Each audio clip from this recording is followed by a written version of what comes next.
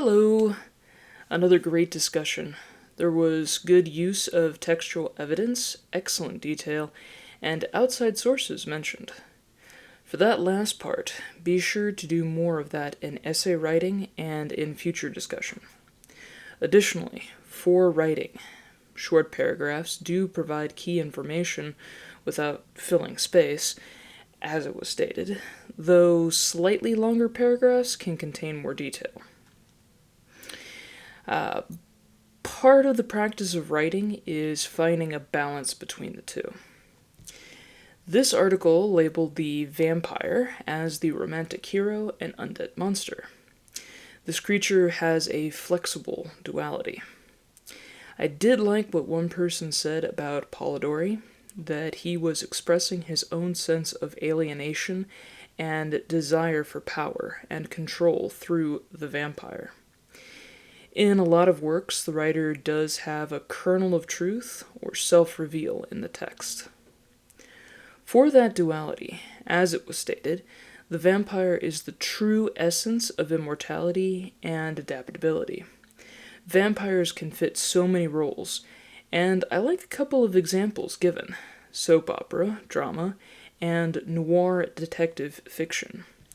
These two examples, I think, capture a lot of stories about vampires. The vampire creature is possibly popular today because of the eternal youth instilled with primal lust, which at least connects back to soap opera drama. As for technology influence, I like what one person said about technology arrogance of the mirror.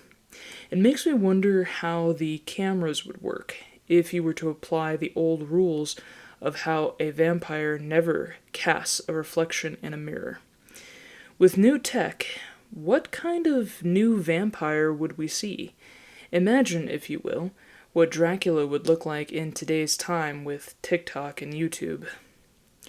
Having said that about technology, however, there was some debate over science and technology. No, technology and science hasn't taken away fear and awe.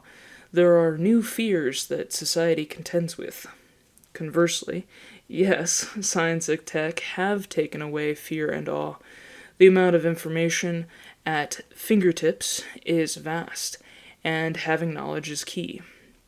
In either case, it might make people more cautious and possibly more savvy in handling a monster such as a vampire. With cannibalism, the vampire relates to it by sucking the blood of victims, thereby draining the victims of life, though not completely devouring the flesh. So there is some divergence. There was a good point made, though, in that today's vampire is mundane, at least with Twilight that could be, and please note this does not take away from one's pleasure of watching the movies or reading the books. It could very well be how a story is told, whether the vampire will be ruthless and cannibalistic, or suppress its urges to find new horrors among humans. The history of cannibalism was well researched. Some of what stood out was how storytellers have used vampires to uncover mysteries they don't fully understand about cannibalism, how some cultures have seen it as a way to gain strength of immortality, and what is most disturbing, cannibalism is not all prehistoric. There are recent cases in the world. In this case, I don't mean to scare or disturb you, hopefully just help you be more cautious in today's world. The medical practice of leeches was also well researched, with good details for the use of leeches to let out bad blood.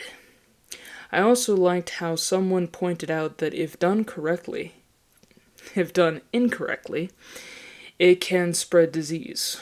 What I hadn't thought about, though it makes sense now, is that leeches arouse disgust and fear, that humans have a natural aversion to something that removes blood. This might be one of the reasons why vampires are considered monsters, in most works.